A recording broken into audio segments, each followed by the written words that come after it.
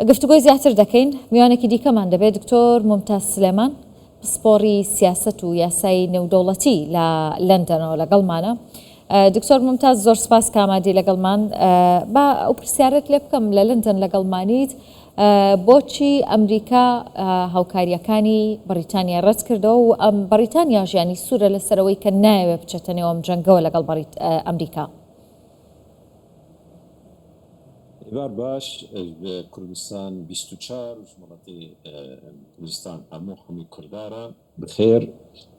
طبعا نها الشريك الميدل ايست شيبويد بين اسرائيل وامريكا وايران ده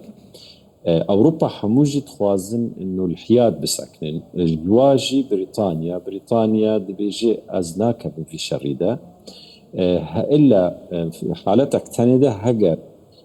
قواعد ما ليب يعني شرط شبه بيجالي ايراني يعني جالي حزب الله العسكري ما بخن يعني القواعد ما عسكري بخن ويتشاخي امي مجبور كرنا في شريده اللي بلي حتى في يعني في دميجي بريطانيا رفض كي يكون علي امريكا بالسكنه كبي في شريده فروكي مثلا الايراني بخن يعني قوات بريطانيا هنا الشرق الاوسط غواصي هنا حامله طائرات حمي هنا لبالي حتى انها بريطانيا تخوازيكو الحياد بسكنين دي بيجي افشر نشر ما اوروبا جيه نبس بريطانيا ثاني تديت لبالي قوتها هرمزند اوروبا ده او معروف بريطانيا يا والشريكه امريكا تحمو شريده دائما جاري بريطانيا بس في شريده بريطانيا الاليه يعني حياد سكنيه حتى انها كس نزاني شمال لبالي دي بيجي امنا خوازن شر مزن ببه. باشا دكتور كير ستارمر قلتويتي كا نیازی دانوستان لەگەڵ ئێراندا هەیە سەبارەت بە هاتوچۆی کەشتیوانی لە گەروی هورمزەوە. هیچ هەوڵێکی بەریتانیا هەیە بۆ گفتوگۆکردن لەگەڵ ئێران سەبارەت بەم بابەتە؟ هلا جميع الشر وشيد بالدنيا ده يعني نظرة بريطانيا او نرينا بريطانيا حكومتها بريطاني دبيجن دائما دبلوماسية لازمة حبيب دەستپێکێ دا بەری شەڕ چێ ببێ دائما دبلوماسیەت دەبێژن و سیاست دەبێژن ئەو دەستپێکێ دەیە نەها ji بۆ مەدیقا هورمز ji بۆ ئەو ناژێر جهێک و تیجارەتە دنیای هەموو دوور بەچێ و تێ بێتر ئینگلیز دخوازن ئەو بریتانیا پشتنام دخوازن و دبلوماسیەت بکەوێتێدا دخوازن تەڤوگەڕاندن بە ئیرانیارە هەبێ ئەز نەشاش بم بوارة أو تفجيرية أواب إيرانية رح نشان حتى أنها سفراء إيراني الفيدري فكرية لبريطانيا سفراء بريطاني الطهراني هي فكرية نحت يقرتن از نشاش بمكارن ريكا كي ببن دبلوماسي أو ريكا كي حسب القانون الدولي إنه بس نجمية مضيق هرمز زحر نورن هي دولتها ممكنة بريطانيا في كاريها كاري بكيها بەڵام هەر خۆشیێڵێ کە کردنەوەی گەروی هورمز ینی کارێکی ئاسان نییە. ئێران بەردەوام دەبێت لەگەڵ لەسەر بەکارهێنانی گەروی هورمز وەکو کارتێکی فشار بەدەستی خۆیەوە. بس نهائي رجيم إيراني حميد شتي استغلال كي نبس هم هرمز استغلال كر الدولة جيران خست الدولة الخليج خست الهوليري خست الأذربيجان خست الإيران تركيا خست يعني تخوازي يكي كتير آفيدا تخوازي حميد دورا خوجب كي آفيدا بخرد في شر هذا إيران حمود شتي استغلال كي أبان نورمال رجيم إيراني هرمز طبعا أفكرتها هرمزن هذا دستي حرس الثوري إيراني ده شو أوا يعني دستي رجيم إيراني ده كرتا هرمزة وقت في كرت استعمال كيش بو ضغطي العالمي بكي ضغطي الأمريكا بكي ضغطي المنطقي بكي دجبو أفشرها بالسكنة يعني أبناء كرتك قلق مظنة دستي إيراني ده وإيراني كارن يعني هالرجيم إيراني كاري شو سفينة كود هرمز الهري كاري وقت بخواز الشر بكي كاري بكي لأنه قلق طنجة ونيزيكي عرضي وايا يعني بحيا واهيا صاروخي وراكتي وكارن بجهنا سفينة كون بهون تشتك ديجي عسكريا قالك زحمته ناقلات النفط او ببهورن وسفينة حربي بيرة هرن تشتكى نقلك عملية حاليا خبراء يعني خبراء الدول اللي بيجين نقلك وتشتكوا امريكا خوست يعني نەناجی حەگەلێکی یعنی ئەف تشتانەی ناسازکارە. دکتۆر ممتاز تۆش پێت وایە کە ئەمریکا هەنگاوێکی لەو شێوەیە نانێت یان ناتوانێت؟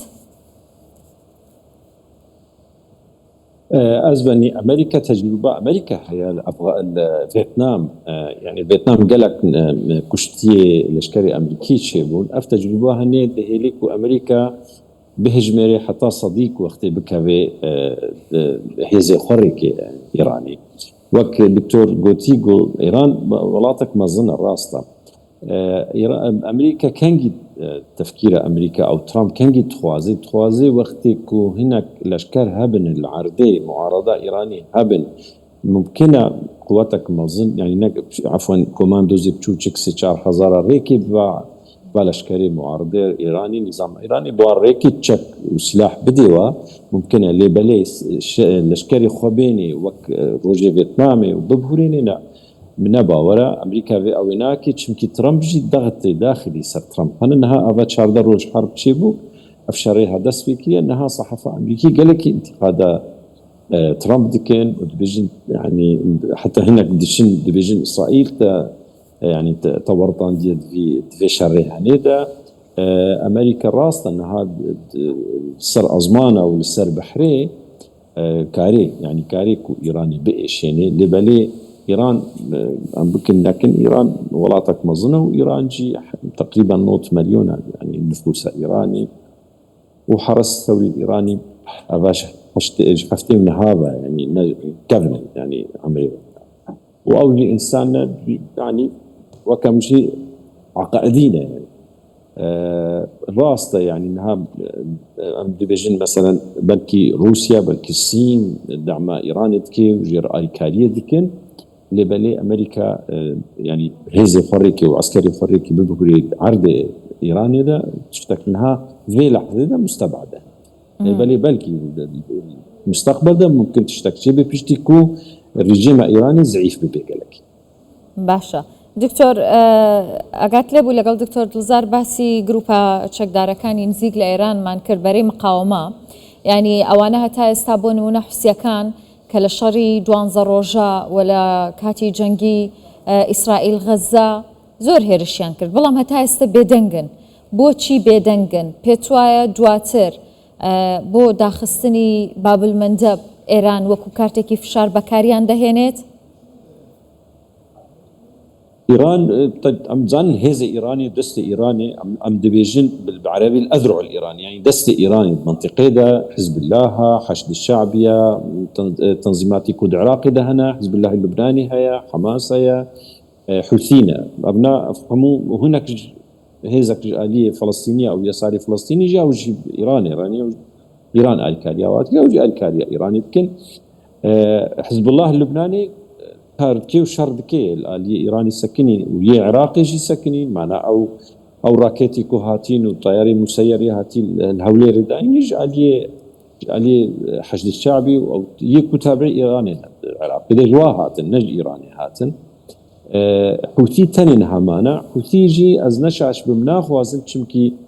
اتفاقية نقباوة والسعودية ده هي چمكي نها وقتي كو حوثي بكا بنتشار ده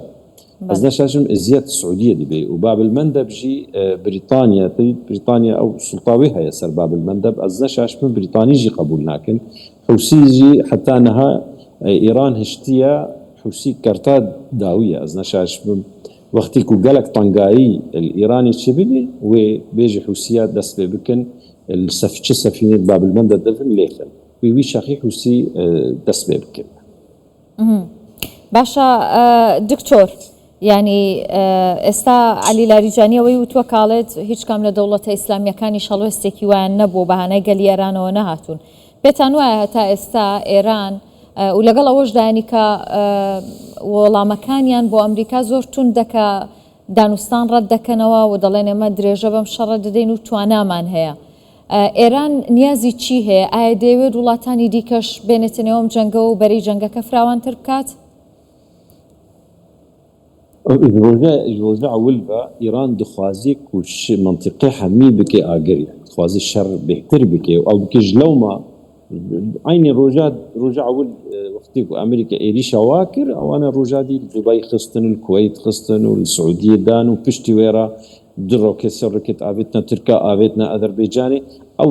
ئاوێتنە کوردستانی ئەم تشتانێ زانن ئیران دخوازێ منطقێ شرط منطقي دبلن بكيش بو ضغط السر ويكين ببي انها ايران علي لارجاني دبيجي دولة اسلامي موقفها ضعيفة يعني ايران اخوا هذالك اخوانا هشت يعني ايران جمع ايراني نهلش كسك الالي ويبسك نجروجا اول فالشر دس فكر اريشي جيرانا كر اجلو ما كسك الالي وينا ناسكني وشتراني شو دولة اسلامي كاري اريش انها دست يعني دجي امريكا بسكني امريكا دولتك مظنه امريكا دستوي دريجه كاس نكاري شر امريكا بكي ايران دخوازي منطقي بشوطيني ايران دخوازي اغراق بكي منطقي حمود خوازي شقا شر فرح دبي شقا او ضغط الويكيم دبي ايران في دخوازي اللي بالي دوله جيران ودوله اسلامي ناخوازن كو افتشتاچي حتى مديد رد فعل إيران يا تركيا يا أذربيجان ناخوازن كو شرط بي راسة تهديدان بس نخواستن كو بربرية إيرانية ده وسيشار روكيت التركا خصن دو روكيت الأذربيجان جي خصن أمناسها وشخو حتى أنها أفتشار دروجة دائما لدولة خليج تخي والهولي ريج تخي اللي بس دخوازي كو يعني هدفها إيراني شر فرح بكي منطقي حمو بخي شرده زۆر سپاس دەکەم دکتۆر ممتاز سلێمان پسپۆڕی سیاست و یاسای نێودەوڵەتی لە لەندەنەوە لەگەڵمان بووی سپاس بۆ ڕوونکردنەوەکانت